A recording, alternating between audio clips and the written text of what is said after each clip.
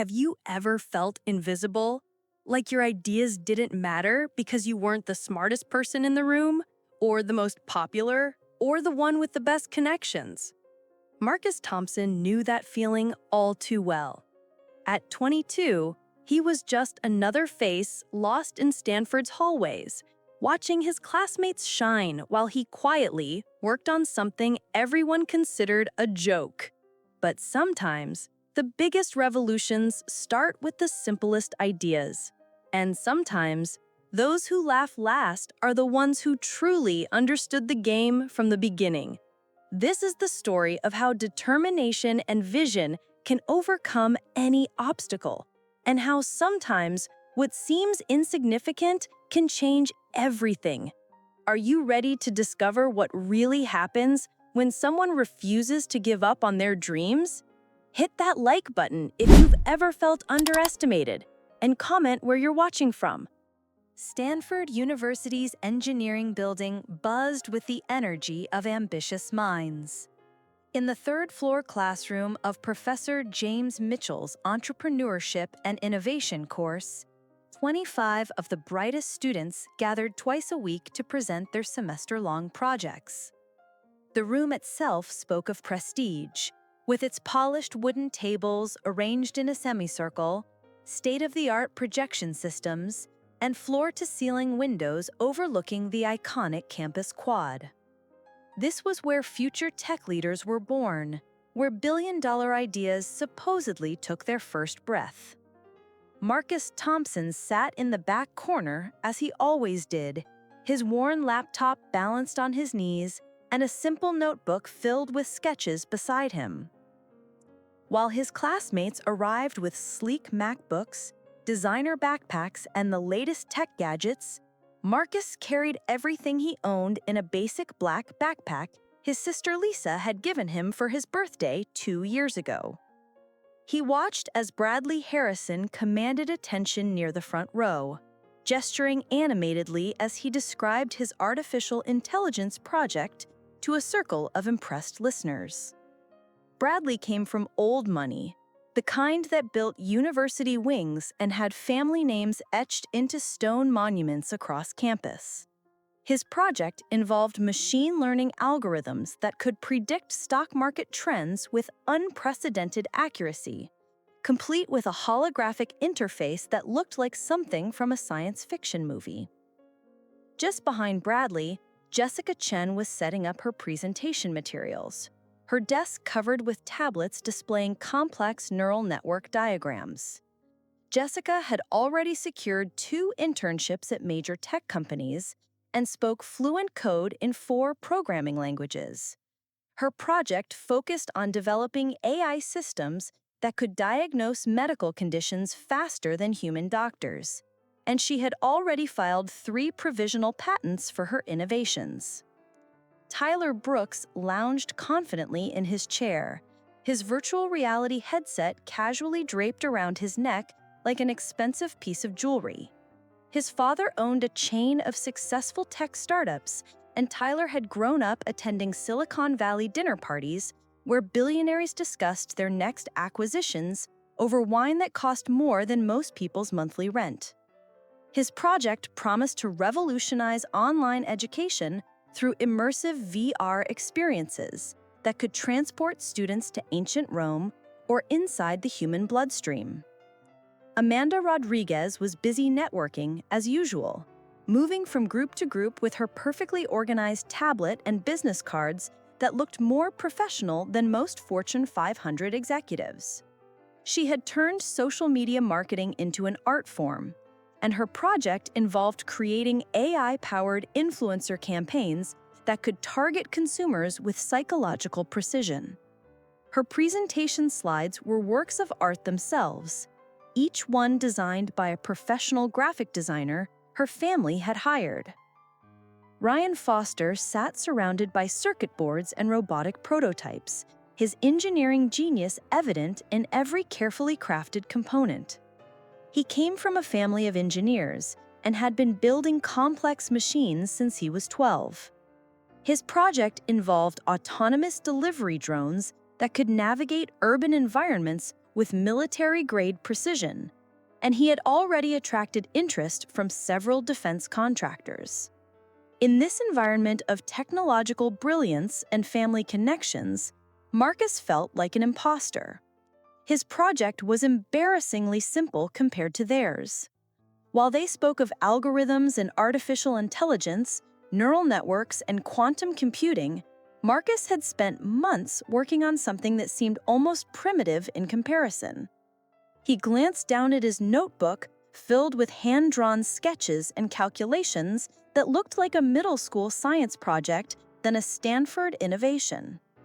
But there was something different about Marcus's approach.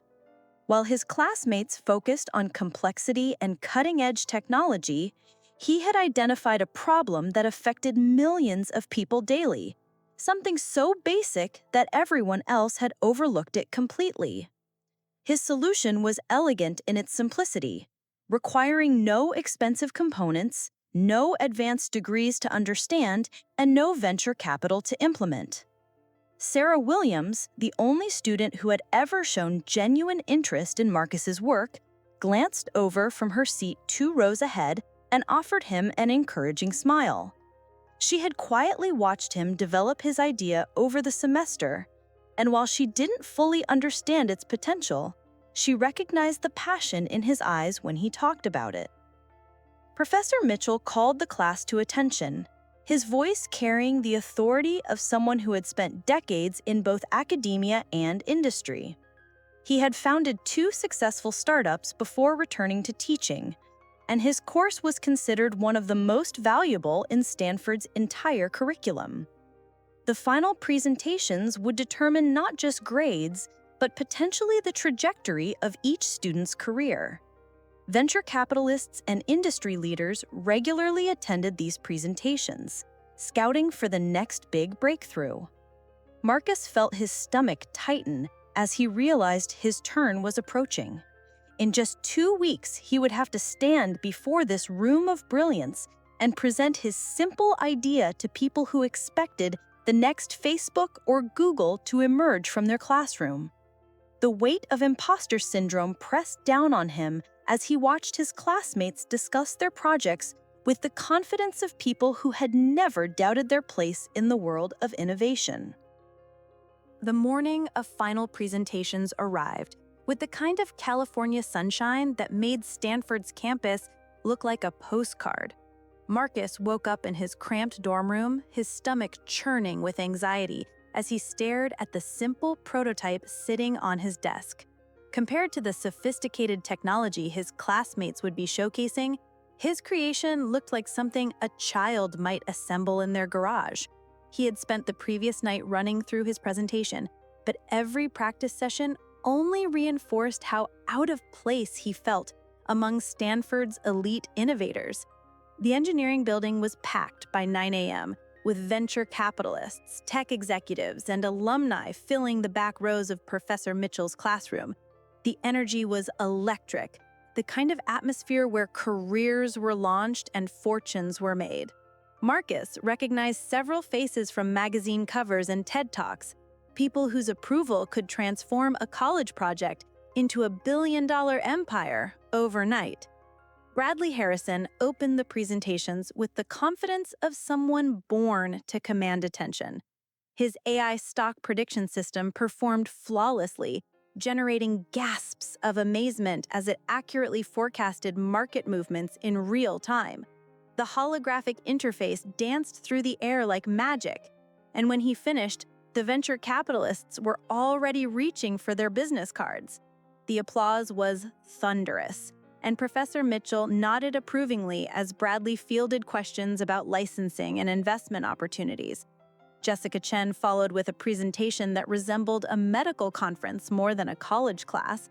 Her AI diagnostic system correctly identified diseases from symptoms with an accuracy rate that surpassed human doctors, and she demonstrated the technology using real case studies that left the audience stunned. Healthcare executives in the back row were frantically taking notes, and several approached her immediately after her presentation to discuss partnership opportunities. Her parents, both successful doctors, watched from the front row with tears of pride in their eyes. Tyler Brooks transformed the classroom into a virtual wonderland, with audience members experiencing ancient civilizations and exploring the depths of the ocean through his VR education platform. His presentation was more entertainment than lecture, and by the time he finished, half the room was convinced they had just witnessed the future of learning. Education technology investors were already calculating potential market penetration and revenue streams, while Tyler fielded offers for immediate beta testing programs. Ryan Foster's robotic drones flew through the classroom with military precision, delivering packages to specific audience members while avoiding obstacles with artificial intelligence that seemed almost supernatural. Defense contractors and logistics companies immediately surrounded him after his presentation, discussing contracts and deployment scenarios that could revolutionize package delivery and military operations. His engineering prowess was undeniable, and his family's legacy in the field gave him instant credibility with industry veterans. As each presentation concluded, Marcus felt his confidence shrinking. These weren't just college projects. They were fully realized businesses ready for immediate commercial deployment. His classmates spoke the language of venture capital and market disruption with fluency that came from growing up in Silicon Valley's elite circles. They had resources, connections, and technological sophistication that made his simple solution seem laughably inadequate. When Professor Mitchell finally called his name, Marcus walked to the front of the classroom with shaking hands and a prototype that suddenly felt heavier than it should. The room full of industry titans and brilliant minds focused their attention on the quiet student they had barely noticed all semester.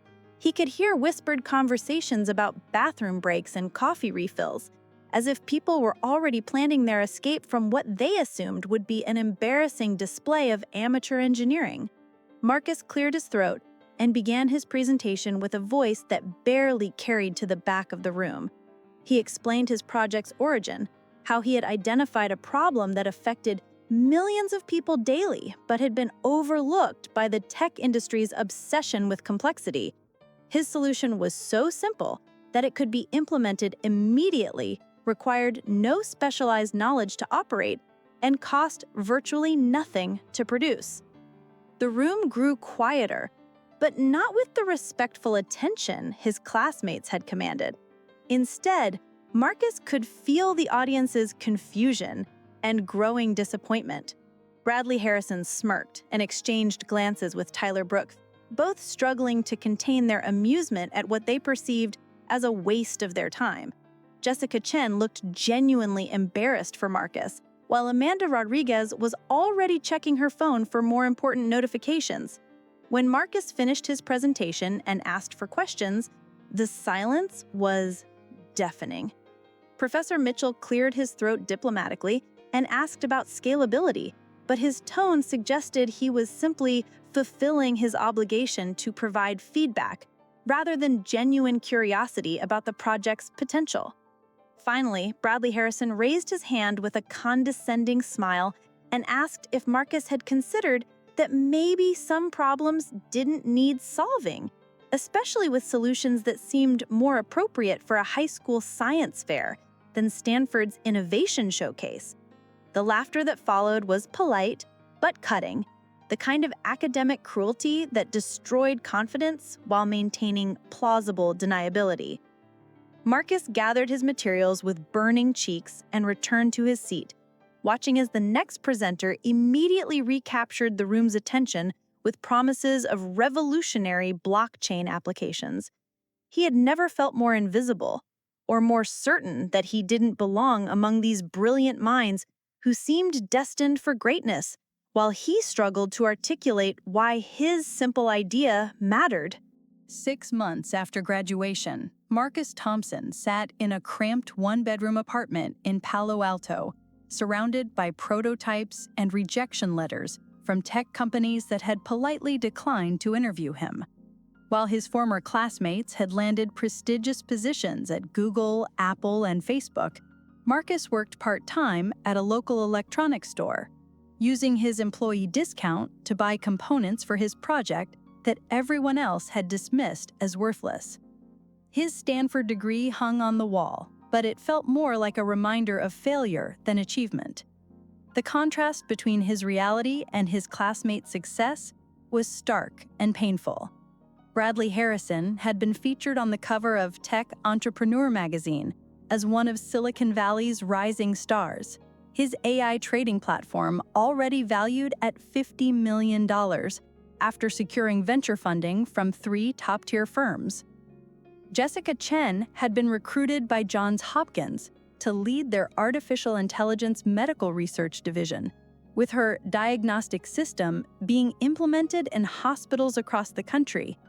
Tyler Brooks had sold his VR education company to Microsoft for an undisclosed sum that tech blogs estimated in the hundreds of millions, and he was regularly invited to speak at conferences about the future of immersive learning.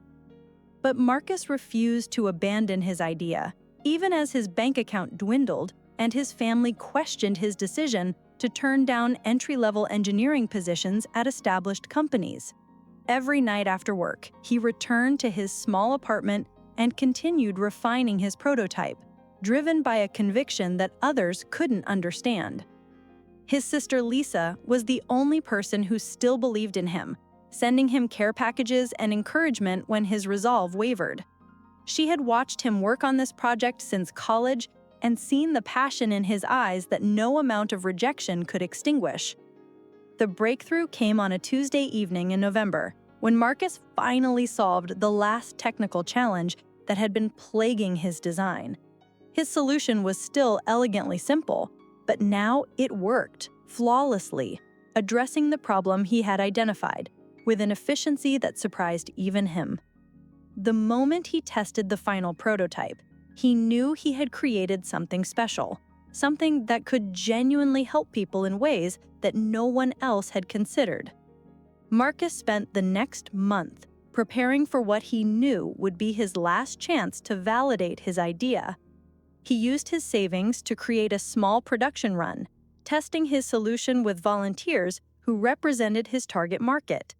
The results exceeded his expectations, with users immediately recognizing the value of what he had created and asking where they could purchase it. Word spread organically through social networks and personal recommendations, creating demand that Marcus struggled to meet from his small apartment workshop. David Park, a venture capitalist who specialized in overlooked innovations, heard about Marcus's project through an unusual channel.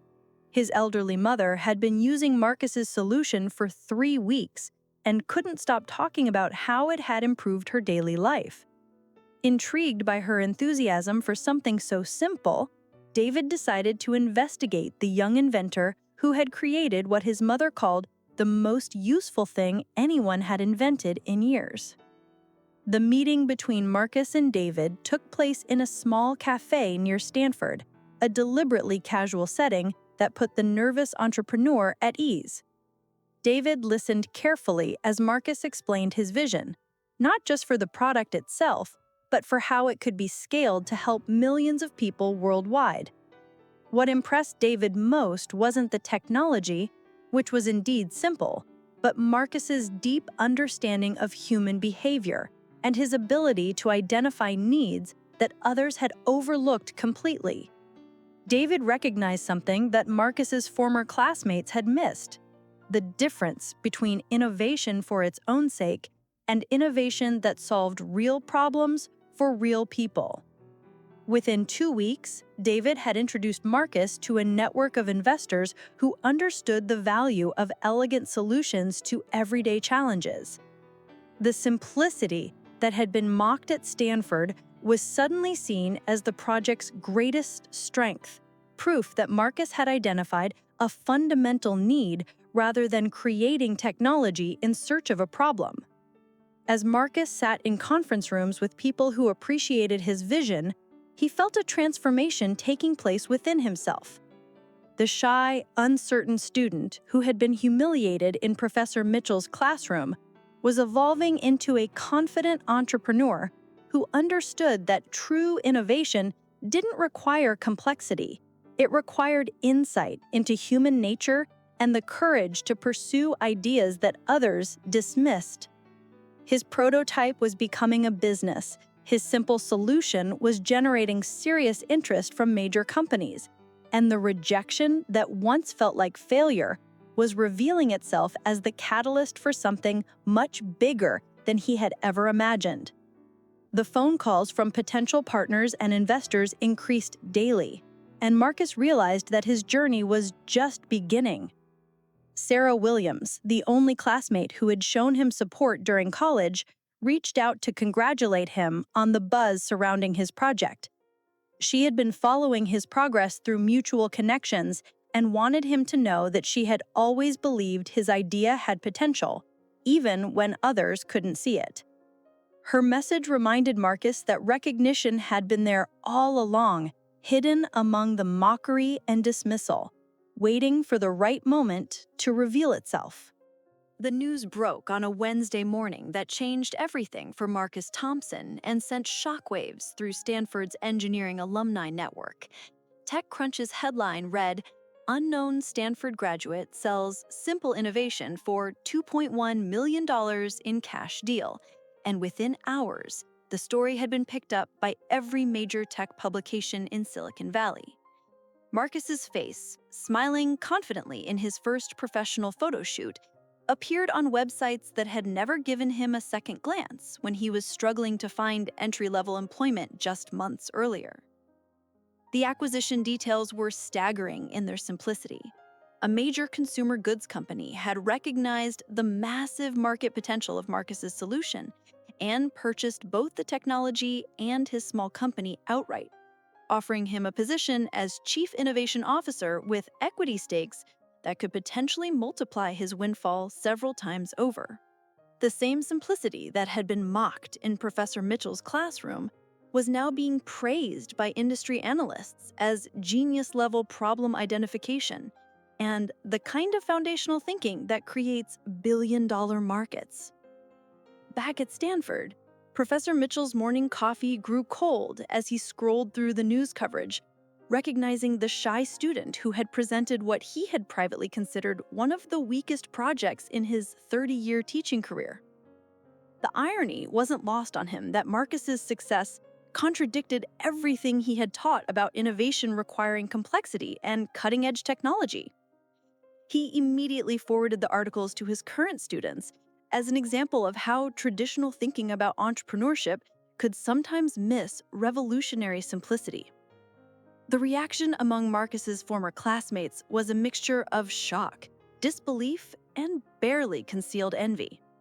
Bradley Harrison, whose AI trading platform was still seeking its second round of funding despite early success, stared at his phone in his downtown San Francisco office, reading and rereading the acquisition announcement. The quiet kid who had sat in the back corner of their classroom had just achieved what Bradley was still working toward: financial independence and industry recognition, with a solution so basic that Bradley wondered how he had missed its potential completely.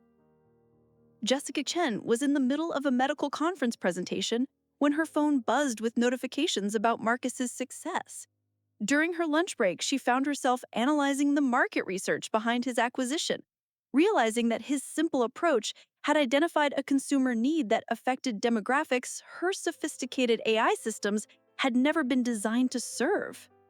The elegance of his solution became apparent only in retrospect, when viewed through the lens of massive commercial success rather than academic expectations.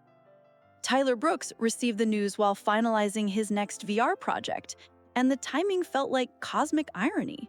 His Microsoft acquisition had made headlines for its technological sophistication, but Marcus's deal was being celebrated for its human insight and market understanding. The tech blogs that covered both stories drew subtle comparisons between innovation driven by technological capability versus innovation driven by empathy and observation, and Marcus was consistently portrayed as the more impressive entrepreneur. Amanda Rodriguez, who had built her reputation on understanding market trends and consumer psychology, felt particularly stung by Marcus's success. Her marketing expertise should have helped her recognize the potential in his simple solution, but she had been so focused on the presentation's lack of sophistication that she had missed the fundamental market insight that now seemed obvious to everyone analyzing his achievement. Ryan Foster was debugging code for his latest robotics project when a colleague forwarded him the TechCrunch article with a message asking if he had known Marcus at Stanford.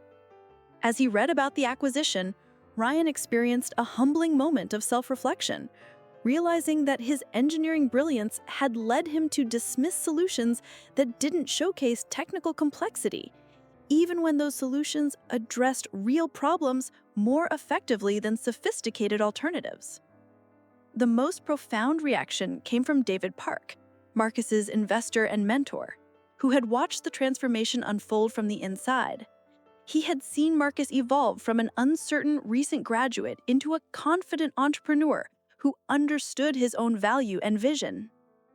The acquisition validated David's investment philosophy about backing founders who solved fundamental human problems rather than chasing technological trends, and he immediately began planning how to support Marcus's next venture. Marcus himself experienced the success with a mixture of satisfaction and surreal disbelief. The same conference rooms where he had once felt intimidated now welcomed him as an equal, and his opinions on innovation and entrepreneurship were suddenly sought after by the same publications that had ignored him months earlier. He maintained his humble demeanor, but there was a new confidence in his voice when he spoke about identifying overlooked opportunities and the importance of solving real problems for real people. The financial security was transformative, but the validation meant even more to Marcus than the money. His approach to innovation had been vindicated by the market in the most concrete way possible, and the mockery he had endured at Stanford had been replaced by respect from industry leaders who recognized his achievement. He began receiving invitations to speak at entrepreneurship conferences and business schools, sharing his story of persistence and unconventional thinking with audiences who hung on every word. But perhaps the most meaningful moment came when Sarah Williams called to congratulate him personally. She had always believed in his potential, and hearing the genuine joy in her voice reminded Marcus that support had been there all along, even when it felt like the entire world was against him. Her encouragement during the difficult months after graduation had helped sustain his confidence when everything seemed hopeless, and her friendship had proven more valuable than any professional connection he could have made. 3 weeks after the acquisition announcement, Marcus Thompson walked through Stanford's campus with a purpose that would have seemed impossible during his student years. He had requested a meeting with Professor Mitchell, ostensibly to discuss guest lecturing opportunities, but his real agenda was far more ambitious and personal. The same hallways where he had once felt invisible now seemed smaller, less intimidating, transformed by his newfound confidence and success. His meeting with Professor Mitchell took place in the same classroom where his presentation had been met with polite mockery months earlier, and the irony wasn't lost on either of them. Professor Mitchell greeted Marcus with the kind of enthusiasm reserved for distinguished alumni, a stark contrast to the dismissive attention he had received as a struggling student. They discussed Marcus's acquisition, the professor asking detailed questions about market validation and scaling strategies, clearly impressed by the business acumen that had been hidden beneath Marcus's shy exterior during college. But Marcus had come to Stanford for more than academic recognition. He had a proposition that would challenge conventional thinking about second chances and the nature of success itself. As their conversation progressed, Marcus revealed his true purpose, an offer that was as unexpected as it was generous. He was launching a new venture, a research and development company focused on identifying simple solutions to complex problems, and he wanted to hire his former classmates to join his team. The offer wasn't motivated by revenge or a desire to prove his superiority, but by a genuine belief that their talents, combined with his approach to innovation, could create something revolutionary. Marcus had realized that his classmates' dismissal of his project hadn't been malicious, but rather a product of conventional thinking about what innovation should look like. Their expertise in artificial intelligence, robotics, virtual reality, and marketing could be invaluable when applied to the kind of human-centered problem-solving that had made his simple solution so successful. Professor Mitchell was intrigued by the unconventional hiring strategy, recognizing it as another example of Marcus's ability to see opportunities that others missed. The plan demonstrated not just financial success, but emotional intelligence and leadership potential that most entrepreneurs never developed. Marcus was essentially offering to mentor the same people who had once considered him inferior, creating a team dynamic that could challenge everyone involved to think differently about innovation and collaboration. The individual conversations with his former classmates began that same week, starting with Sarah Williams, who had been his only supporter during college. She immediately accepted his offer, recognizing both the professional opportunity and the chance to work with someone whose vision she had always respected. Her enthusiasm for the project validated Marcus's instinct that success was more meaningful when shared with people who understood the journey that had led to this moment. Bradley Harrison's reaction was more complex, mixing surprise with wounded pride and genuine curiosity about Marcus's business model. His AI trading platform was successful, but he had begun to question whether technological sophistication alone was sufficient for lasting impact. Marcus's offer represented a chance to apply his skills to problems that affected ordinary people, rather than just financial markets. And the challenge of working under someone he had once dismissed appealed to his competitive nature. Jessica Chen required more convincing, as her medical research position at Johns Hopkins represented prestige and stability that entrepreneurship couldn't guarantee.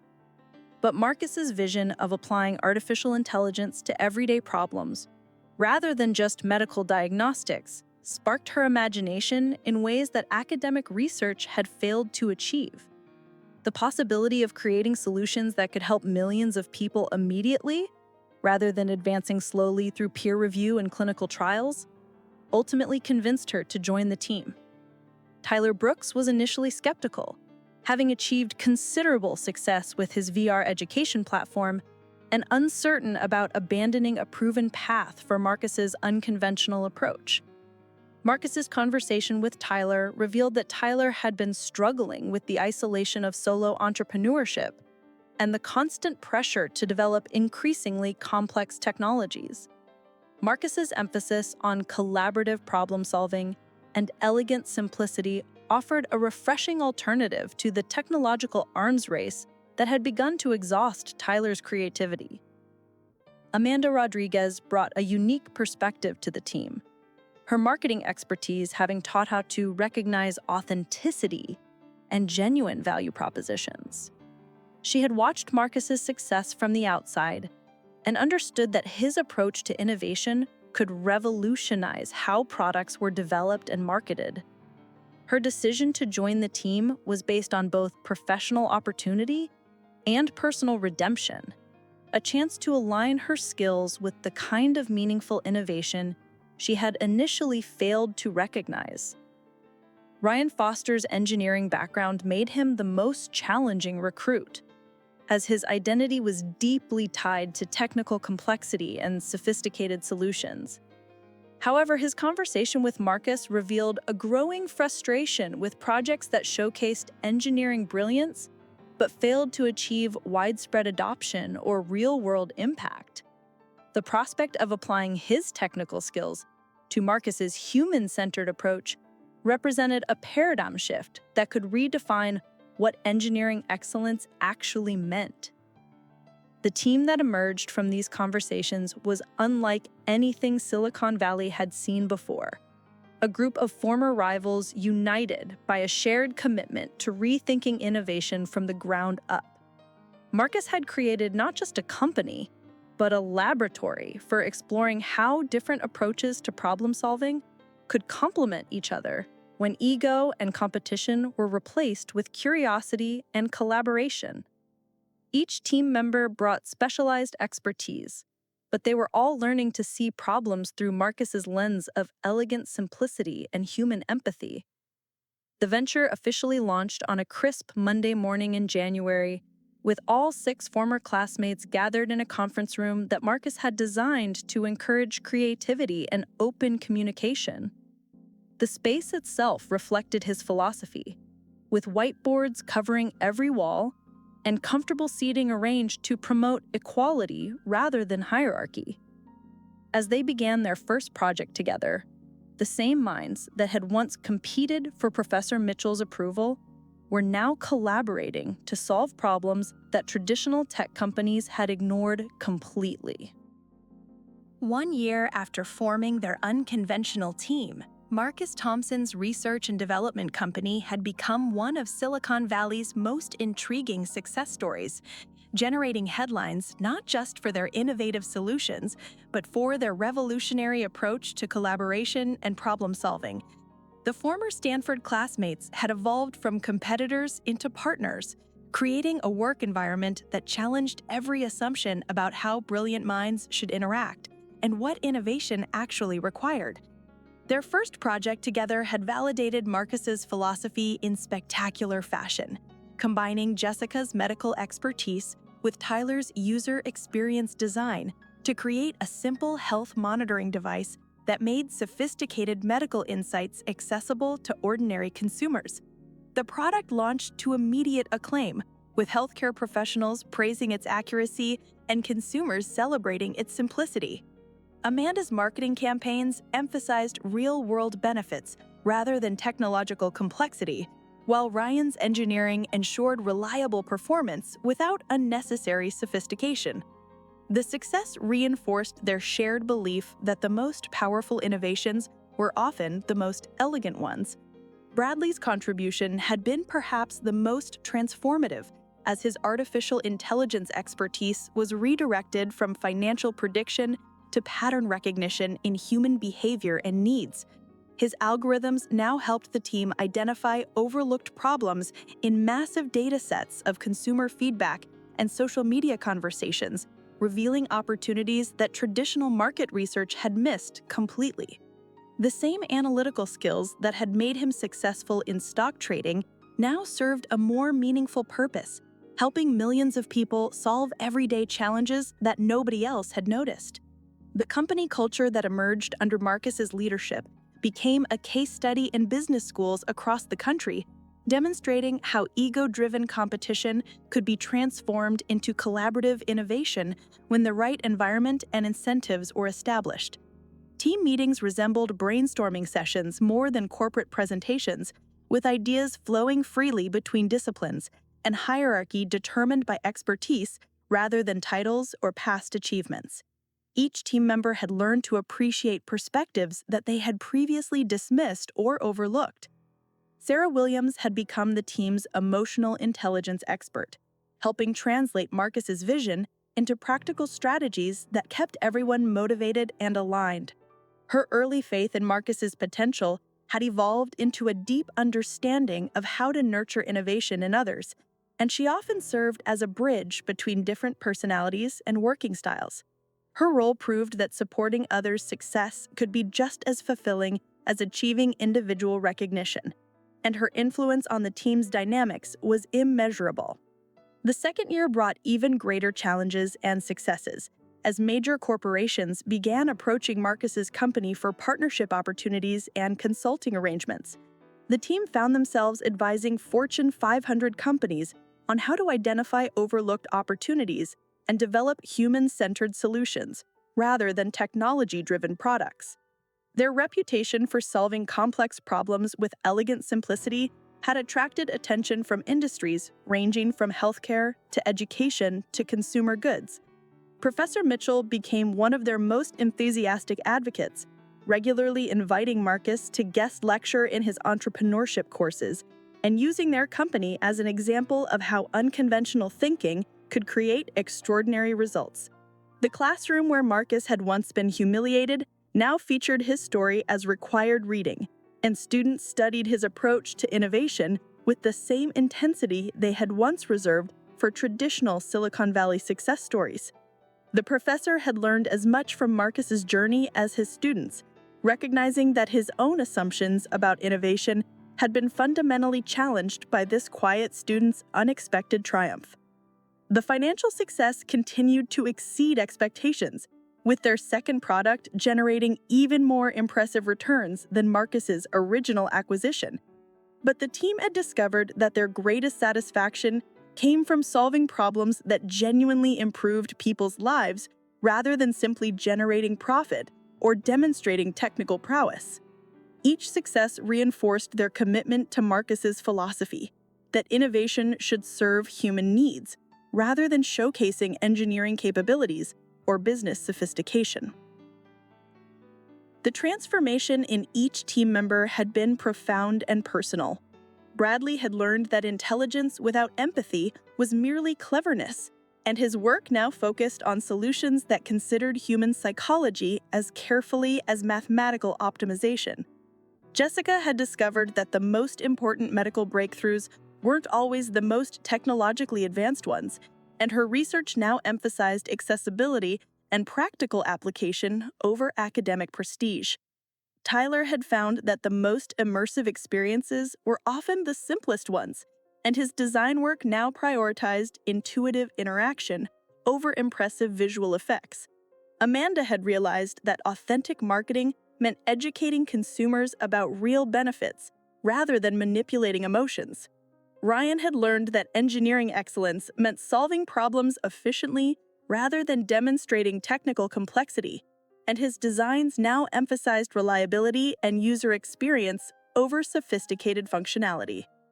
As Marcus reflected on the journey from that humiliating presentation to leading a team of former skeptics, he understood that his greatest achievement wasn't financial success or industry recognition, but the creation of an environment where different types of brilliance could complement each other.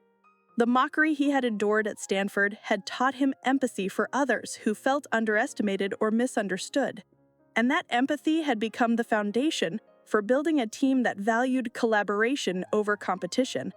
The story had come full circle, from isolation and dismissal to leadership and recognition.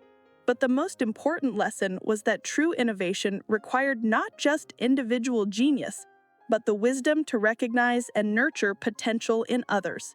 Marcus had learned that the greatest leaders weren't those who proved their superiority, but those who helped others discover their own unique contributions to solving the world's problems.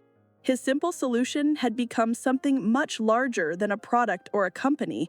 It had become a demonstration that success was most meaningful when it created opportunities for others to succeed as well. Marcus's story proves that sometimes the most powerful innovations come from the simplest ideas, and that success isn't about impressing others with complexity, but about solving real problems that actually matter. His journey from being mocked to becoming a leader shows us that perseverance and vision can overcome any obstacle, even when the whole world seems to doubt you. If this story inspired you to never give up on your dreams, smash that like button and let me know in the comments what simple idea you believe could change the world. Don't forget to subscribe for more incredible stories about underdogs who proved everyone wrong. And share this video with someone who needs to hear that their ideas matter, no matter how simple they might seem. Sometimes the quiet person in the corner has the loudest impact, and your moment might be closer than you think.